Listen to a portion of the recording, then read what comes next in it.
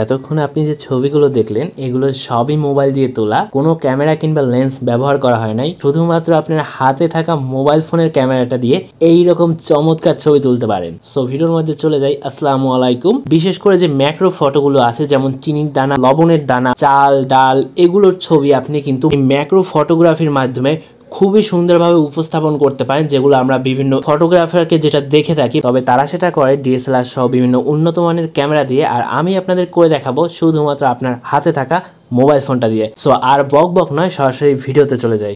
আজকে আমি আপনাদের 4টা এরকম ট্রিক শিখাবো। ভিডিও শেষে অবশ্যই জানাবেন কোন ট্রিকটা আপনাদের সব থেকে বেশি ভালো লাগছে। প্রথমেই শুরু করি চাল এবং ডাল দিয়ে। আপনারা দেখতেই পারতেছেন আমি ছোট ছোট কিছু চাল এবং ডাল নিলাম।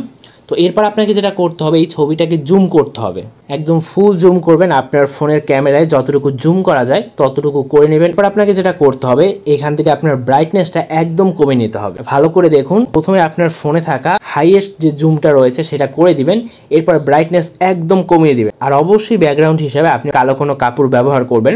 যদি আপনার বাসায় কালো কোনো কাপড় না থাকে তাহলে কালো রঙের টেবিল বা কালো রঙের মেঝেতে বসে এটা করতে পারেন। অবশ্যই ব্যাকগ্রাউন্ডটা কালো হতে হবে, তাহলে আপনার ছবিটা আরও বেশি ফুটে উঠবে। এরপর আপনি কমপক্ষে 3 থেকে 4টা শট নেবেন, কারণ আপনি জানেন না আপনার কোন শটটা ভালো হবে। তো আপনি যত বেশি শট নেবেন আপনার ছবিটা সুন্দর হওয়ার পসিবিলিটি তত বাড়বে। সো আউটপুটের কথা যদি বলি, আপনারা দেখতেই পারতেছেন কত সুন্দর ছবি এসেছে। বলতে গেলে মনে হয় যেন DSLR দিয়ে ছবিগুলো তোলা, একদম সম্পূর্ণ DSLR স্টাইলে কিন্তু ছবিগুলো চলে আসছে। এখন যদি দ্বিতীয় টিপসে যাই, এখানে ব্যবহার করা হয়েছে চিনির দানা। হ্যাঁ ভাই, আমরা যে চিনিগুলো খাই সেই চিনির দানা এখানে ব্যবহার করা হয়েছে। আপনারা চাইলে লবণের দানাও নিতে পারেন, তবে লবণের দানা কিন্তু বেশি ছোট হয়ে থাকে, এই জন্য চেষ্টা করবেন চিনির দানা নিতে, কারণ এটা স্কোয়ার শেপ থাকে এবং বড় হয়ে থাকে লবণের থেকে। সো এইটার ছবি তুললে কিন্তু অনেক সুন্দর লাগবে। আর আমি বলতে পারি এটার ফাইনাল রেজাল্ট দেখার পর আপনার সবাই অবাক হয়ে যাবেন। তো প্রথমে আমি যেটা করলাম, একটা কালো ব্যাকগ্রাউন্ডের উপরে আমি এখান থেকে চিনির দানা নিলাম। দেন হচ্ছে এটাকে আপনার জুম করতে হবে, একদম সম্পূর্ণ জুম করবেন, আপনার ক্যামেরায় যতটুকু জুম আসে। জুম করার পর এইখানে আউটপুটটা দেখেন কত সুন্দর লাগতেছে। এখন কিন্তু বোঝাই যাচ্ছে না যে এটা আসলে চিনির দানা। যেহেতু আমি এখানে ম্যাক্রো ফটো নিচ্ছি, তাই অবশ্যই আপনাকে ফুল জুম করতে হবে এবং আপনার ফোকাসটা যেন লক থাকে সেদিকেও খেয়াল রাখবেন। তো দেখেন কত সুন্দর একটা আউটপুট আসতেছে। এখন আপনি যেটা করবেন, জাস্ট এখান থেকে ক্লিক করে 4-5টা ছবি নেবেন। অবশ্যই 4-5টা নিতে হবে, সবগুলো যে ভালো হবে এরকম না। জুম করার পর কিন্তু আপনার ক্যামেরা অনেক সময় কাঁপতে পারে। তো আপনি যদি বেস্ট রেজাল্ট পেতে চান তাহলে আপনাকে অবশ্যই 4 থেকে 5টা ফটো তুলতে হবে, এরপর এখান থেকে আপনি বেস্ট একটা রেজাল্ট পাবেন। আর এই যে আউটপুটটা দেখেন, এই যে আমি বলেছিলাম এইটার আউটপুট আপনাকে অবাক করে দেবে। দেখেন ভিউয়ার্স কত চমৎকার আসছে, অনেকটা ডায়মন্ডের পিসের মতো লাগতেছে কিন্তু বিষয়টা। এই যে দেখেন আউটপুটগুলো দেখেন, আমি আউটপুটগুলো দেখাচ্ছি, এগুলো সবগুলো তোলার পরে। সো আপনিও কিন্তু এরকম চমৎকার তুলে ফেলতে পারবেন।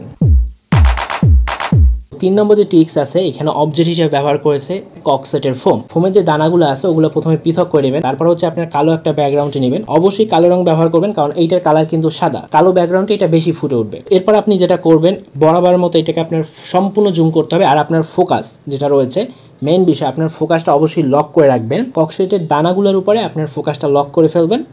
এরপর হচ্ছে আপনি জাস্ট জুম করার পর দেখেন কত সুন্দর একটা আউটপুট আসতেছে। আপনি জাস্ট এখন 4-5টা ক্লিক করে ছবি তুলে নেবেন। অবশ্যই আমি প্রতিবার বলি যে 4-5টা ছবি তুলবেন। ম্যাক্রো ফটোর ক্ষেত্রে আপনাকে অবশ্যই 4-5টা ছবি তুলতে হবে, একটা ছবি দিয়ে কখনোই আপনি বেস্ট রেজাল্ট পাবেন না। তো আমি ছবি তুলে নিয়েছি, এখন দেখেন রেজাল্ট। দেখতেই পারতেছেন কত চমৎকার লাগতেছে ভাই, মনে হইতেছে কোনো তুষার কণা উপর থেকে পড়তেছে, এইরকম একটা বিষয়। সেই চমৎকার একটা, আর আপনার ব্যাকগ্রাউন্ডটা কালো হলে আরও সুন্দর লাগবে। অ্যান্ড আজকের ফোর্থ বা লাস্ট যে অবজেক্টটা রয়েছে, এইখানে আমরা ব্যবহার করেছি চিপস। একরকম চিপস আছে যেগুলো আমরা ভেজে খাই, ভাজলে ফুলে ওঠে, ওই চিপসগুলো আমি নিয়েছি এখানে। আপনি যে কোনো চিপস নিতে পারেন, আপনার রিং চিপস হতে পারে বা আপনি আপনার পছন্দ মতো অন্য চিপসও নিতে পারেন। বাট এই রিং চিপসগুলোতে কি একটা সুবিধা আছে, মাঝখান থেকে ফাঁপা থাকে, সো দেখতে একটু সুন্দর লাগে। এইটা কিন্তু আপনি কালো ব্যাকগ্রাউন্ড বা অন্ধকার কোনো জায়গায় রাখবেন না, এটা অবশ্যই আপনাকে আলো রয়েছে এরকম কোনো জায়গায় রাখবেন। আমি যেটা করেছি, জানালার যে গ্রিল থাকে ওটার উপরে রেখেছি। আপনি চাইলে এটা করতে পারেন, তবে অবশ্যই জানালার যে গ্লাস আছে সেটা দিয়ে রাখবেন, না হলে কিন্তু আপনার চিপস উড়ে বাইরে পড়ে যাবে। তো এটা নেওয়ার পর আপনি যেটা করবেন, আপনার ফোকাসটা প্রথমে এখানে লক করবেন।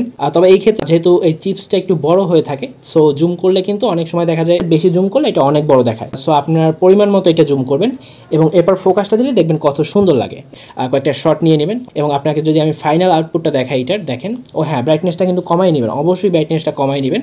এই যে দেখুন ফাইনাল আউটপুট কত চমৎকার লাগতেছে, জাস্ট বোঝাই যাচ্ছে না এটা মোবাইল দিয়ে তোলা। দেখেন আউটপুটগুলো দেখেন, মনে হবে যেন একদম DSLR পিকচার। এইভাবেই কিন্তু আপনি খুব সহজে আপনার হাতে থাকা মোবাইল ফোনটা দিয়ে DSLR এর মতো ছবি তুলে আপনার বন্ধু বান্ধব যে কাউকে অবাক করে দিতে পারেন। তারা কিন্তু ভাববে আপনি হয়তো DSLR কিনেই ফেলছে। আপনি এগুলো ফেসবুকে আপলোডও দিতে পারেন। আর ভিডিওটা ভালো লাগলে অবশ্যই লাইক দেন এবং এইরকম ভিডিও আরও চাচ্ছেন কিনা কমেন্টে জানান। ইনকামের ভিডিও তো দিতে থাকবো ভাই, কিছু ট্রিক্সও শিখাই।